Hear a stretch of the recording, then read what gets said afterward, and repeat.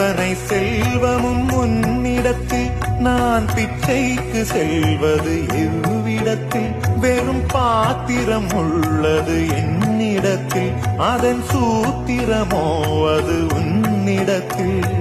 ஒரு முறையா இருமுறையா பலமுறை பல பிறப்பெடுக்க வைத்தாய் புதுவினையா பழவினையா கணம் கணம் தினம் என்னை துடிக்க வைத்தாய் பொருளுக்கு அலைந்திடும் பொருளற்ற வாழ்க்கையும் துரத்துதே உன் அருள் அருள் அருள் என்று அலைகின்ற மனம் இன்று பிதற்றுதே அருள் விழியால் நோக்குவாய்